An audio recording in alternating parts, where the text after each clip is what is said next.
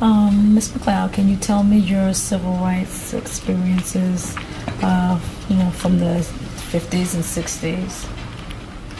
Growing up, I was born in Newark, New Jersey, and my mother, after I was about 2, she remarried, and we moved to South Carolina. So I'm unlike most African American children. I spent my school time in South Carolina, and then when I'd go on vacation, I'd go north. Whereas other kids during that time, if they were African Americans, they would go south to their grandparents in the summer. I was educated in South Carolina, Sumter, South Carolina, and Camden. I went to a boarding school from 7th to 12th grade, Mather Academy. But growing up in South Carolina was a very unique experience for me, because when I think back on segregation and the community that I lived in, you didn't know that you were suffering anything, because the community was close-knit. It was a village in the African sense that it takes a village. Well, I lived in a village because we had our own hospital, we had our own doctors, we had our own grocery stores, our own cleaners, our own nightclubs, our own restaurants, all owned by black people, own drugstore. We had our soda shop where the young people gathered, and you had your drinks and your sodas after school and everything. So you had everything that the other side of the society had too. So really, the only thing that we knew that was really abstractly different was our schools, because we would get secondhand. When I was in elementary school, we would get secondhand books, as we would call them, a secondhand furnishing, or you may not have quite up-to-date things that the white schools had. And when they did renovations, your school would be the last that they would come to. But even then, our teachers were so passionate and very well educated.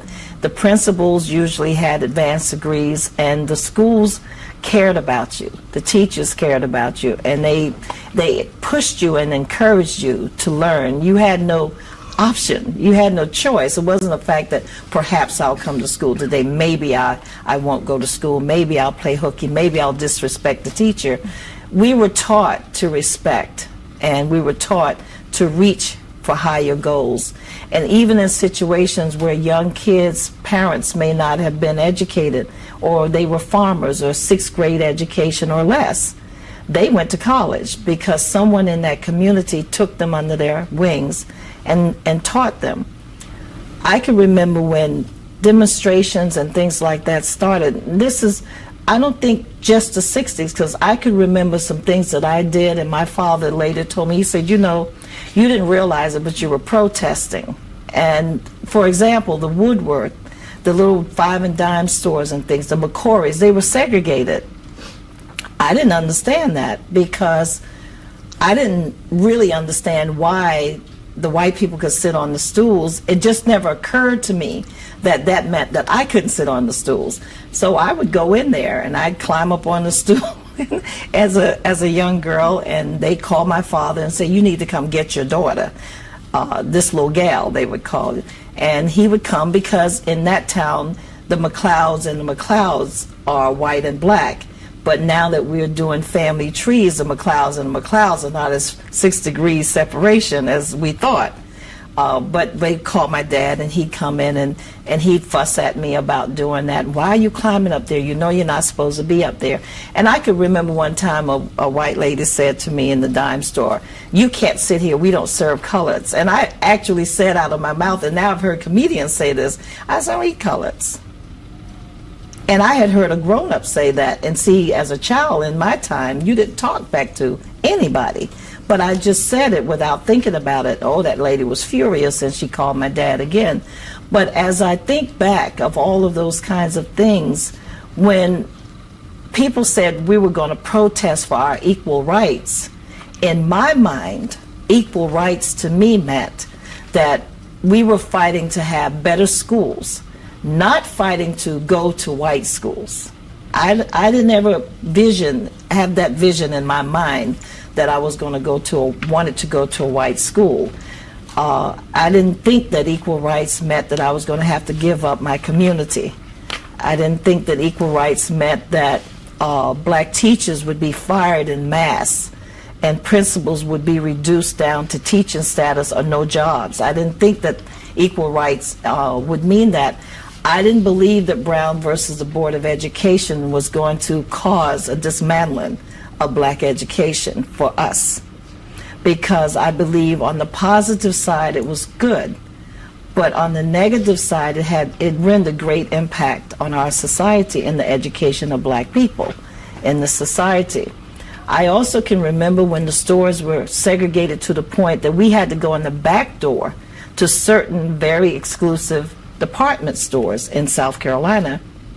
Also, I understood the same was true here in Washington with Garfinkel's and I think Woodrow and Lothrop. I've talked to people that lived in Washington. Those were segregated too, and you could only go in through the back door. You couldn't try on bathing suits. We couldn't try on hats. You couldn't try on any kind of undergarments. You certainly couldn't do a bathing suit. So you had to come in with your size and guess it. And when I was a young child, I can remember people talking about drawing. You put your foot on a cardboard and they trace the shape of your foot, that you can't try on shoes in certain stores. You weren't supposed to put your feet in their shoes. Well, those kinds of things don't impact you to make you really realize what that actually meant, but you knew something wasn't right about that. But I also see Sumter, South Carolina, Shore Air Force Base is there, one of the largest bases in the country. And of course, there you have people coming from all over the world. You have mixtures of families that live in a base. Now, inside the base, that's one community within a community. So the base has its own racial kinds of dynamics, but the outside world has a greater dynamics. And I can remember one restaurant in Sumter, South Carolina called the Mayflower. And the Mayflower did not allow blacks in there, but everybody working in there was black. So the soldiers came to town one day, the airmen rather, and they decided that they were going to go in there with their friends, white and black. Well, they were told emphatically they were not going to serve those niggers in there. And there went the chair throwing, glass breaking, and that place was destroyed. So those gentlemen decided that they were going to, they became very angry, and they broke all the windows out. And this was a very exclusive restaurant and very beautiful. The restaurant never recovered. And I always laugh when I go visit home now, because in that same site, in that building, is a law firm, black law firm. And I said, you know, when you look back in history and you think, we weren't allowed in there, now we're actually in the building. But also some other things that I realized is when we were kids, we couldn't go to the theater. We had to go in the alley and go in the back and go upstairs. We sat in the balcony. Now, I just thought that was really foolish, because we wreaked havoc on them downstairs. To me, it would be more logical if, you know, every Saturday we were going to come in there and we were going to torture the little white kids downstairs. We poured soda on them, we threw popcorn down there, and they would come and chase us out of the movie. But the next week we were right back, and we had these little we call them popper guns, that had a little things. You licked the rubber stopper and had a stick on it, and you would shoot it, and they have bald heads, and when you shoot it, if it's kind of wet, it'll stick to your face or wherever it hit. So we would shoot those down on them, and they'd chase us out of the movie again. And this happened like it was a ritual. I always tell my kids, you know, it would seem to me, wisdom would have told them, well, put them downstairs and let the other kids, let us sit upstairs. But no, because the idea was to make us feel less than human by making us go through the alley. But we also had our own black movie theater, the Lyrics. So as you had a white movie theater that you could go to and go upstairs, you had a black movie theater that you could go to and sit wherever you like. So that was the kind of, like you had a shared community, but two different, separate but equal. Did you ever participate in any demonstrations? Yes. And when I went away to boarding school in the 7th grade, We had an incident where the Klans burned a cross on our campus because we had exchange students there, and they were young white girls and some other young people from Europe. And I guess a salesperson came in and saw us all sitting around, and while we were sleeping, a rock was hurled through the windows of one of our dormitories, and they were burning a cross outside. So people had a demonstration downtown, and we marched. We had demonstrations in Sumter, South Carolina. Morris College is there, so when they would have those demonstrations, I would join them. But I was a teenager at the time, but it's still, I knew what we were doing. I just figured I would participate. I remember one time when I was getting ready to be arrested, the officer told my dad, "You better come down here and get your little gal." And so Daddy got me, and you know, that's how things would work in my town. But as I grew older and I went away to college, of course, I was fortunate enough to become friends with Stokely Carmichael. We were very good friends, and Stokely got me in more trouble, and he and I talked and laughed about that a lot, because when he was up here teaching people about fighting for their rights, he also visited at Hampton a couple times and got us all riled up. And I remember calling my dad and saying, "I'm sleeping out tonight. We're demonstrating. I'm going to sleep out on the lawn. I'm protesting." He said, "Protesting what?" He said, "I'm not paying for you to be up there protesting, and you'd better be very careful and not get yourself hurt." I said, "But Daddy, we have to fight for our rights. We must fight for our rights." And I can remember growing my afro and going through the whole things with my dashikis. And, well, some things about me have never changed because I've always been African-centered, and I'm still that way. But I felt that that was what I had to do, and I understood the risk, because my dad would always say, "You could get killed doing that. Don't you understand?" Yes, I understood. But what I tell young people today, I believe in our heart, we knew we had to do something, and we knew there would be risk, and we knew our life could be on the line, but it didn't matter because you were doing it for the future. And I know my son and daughter often ask me, you know, "Mom, what does that mean for the future? What if you had died? There would be no future." But there is a future, because there are others who will come after us. And then after I finished college, and of course now I can remember in college, let's go back, in 63, in 1963, I can remember exactly where I was sitting the day that the word came in that the president was shot. I was in my speech class, and Dr. Kearney was teaching me, and I was sitting in the last seat on the front row right beside the window, and I can remember someone knocking on his classroom door as he was teaching and called him out into the hallway. And when he left the room and came back, he was in tears. And he said to all of us in the class, "Class is over, the president has been shot." Well, at first, everyone said, "What?" We thought it was our president of the university. He said, "The president of the United States has been assassinated." Everyone, the guys and the girls, just broke down in tears because he was a beloved president. And I always tell my young kids, I said, "But you know, the nation loved the Kennedys. But when you really think about it, Lyndon Baines Johnson did more politically for African Americans than the Kennedys." And yet most people don't really stop and think about that. But we loved him. I'm not saying that the Kennedys might not have gotten to do that, because he wasn't given a really great chance because he was assassinated. But when you thought that was the worst thing that you could even feel, I lived in Newark, and so in 1967, I'm sitting in my grandmother's house, and all of a sudden you hear over the news that we're having a riot. This man, John Smith, was a cab driver, and he had gotten arrested. And the reason he was arrested, they claimed that he went past a police car that was double parked.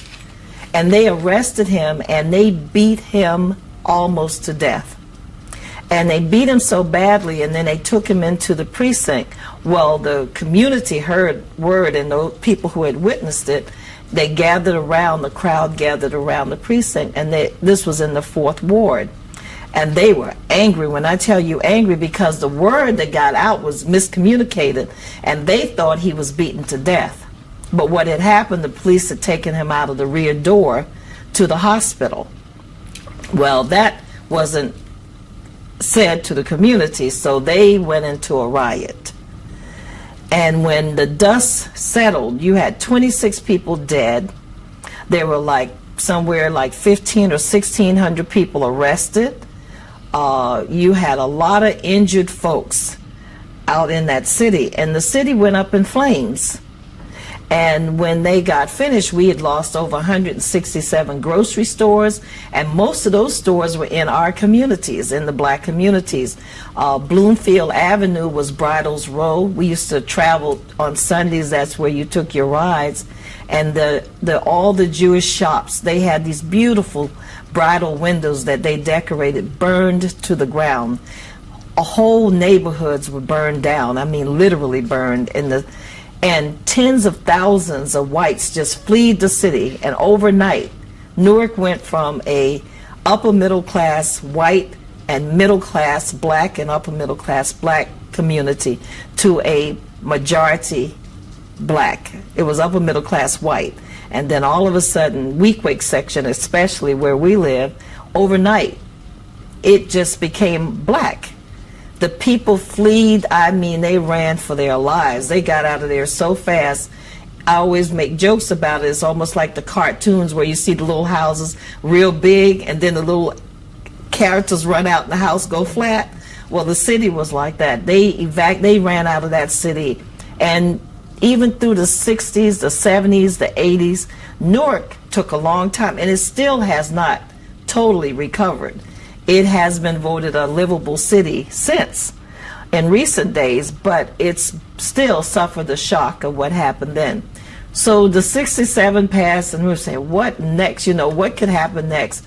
And what happens next? April 1968, Martin Luther King is assassinated. And I was pushing my baby home. I had picked her up from the babysitter, and I pushed her in a stroller. I walked into my auntie's house, and everyone was in tears. Again, I said, what happened? I thought someone in the family had been ill or someone died. And my aunt said to me, Martin Luther King was shot. It's 7:15. I said, who told you that? She says, on the news, he was shot. I said, no, he wasn't. You know how you don't want to accept? I said, you sure? I said, Auntie, you get things mixed up. You sure you heard that? She said, Martin Luther King was shot. I said, and I kept saying it over and over. And finally, my uncle said, she's telling the truth. He was shot. And he's dead. And I said, but he's doing a strike. He's in Memphis. Where was he shot? And they said he was shot in Memphis at a hotel. All I could do was put my baby down, and I sat on the bed and I cried and cried again. I mean, but this time, I have to tell you, every time I thought of it, it was like not days. It was each time you thought of it, you were crying. But by this time, the cities are now going up. We're going up all over the place. Plainfield, New Jersey, small little quiet town. People were rioting there. D.C. went up in flames. I saw that on the news. I mean, Philadelphia, New York.